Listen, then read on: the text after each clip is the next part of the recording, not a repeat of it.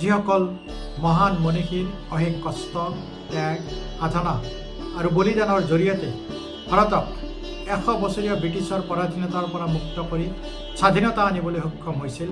সেইসকলৰ ভিতৰত অন্যতম আছিল লালা লাজপত ৰায়। পাঞ্জাৱ কেশৰী বা লায়ন অফ পাঞ্জাৱ নামেৰে খ্যাত লালা লাজপত ৰায়ৰ জন্ম হৈছিল 1865 চনত। 1928 চনৰ 17 নৱেম্বৰ অৰ্থাৎ আজিৰ তাৰিখতে মৃত্যু হৈছিল এইগৰাকী যুগপুৰুষৰ। আজি তেখেতৰ এই মৃত্যুবাৰ্ষিকীত যুগপুৰুষগৰাকীক শ্ৰদ্ধাৰে সোঁৱৰিছোঁ। ব্ৰিটিছৰ শেষৰজন ভাইচৰয় লৰ্ড মাউণ্ট বেটেনে 1947 চনৰ 3 জুনত যেতিয়া ধৰ্মৰ ভিত্তিক ভাৰতক বিভাজন কৰি ভাৰত আৰু পাকিস্তান নামেৰে ঘোষণা কৰিছিল, তেতিয়া এইগৰাকী যুগপুৰুষৰ পাকিস্তানৰ লাহোৰত জন্মগ্ৰহণ কৰাৰ কাৰণে পাকিস্তানকে চিৰস্থায়ী ঠিকনা হিচাপে ল'ব লগা হৈছিল। বিভাজনৰ পিছত বহুত এনেকুৱা হিন্দু মানুহ আছে যিয়ে পাকিস্তানত থাকি গ'ল।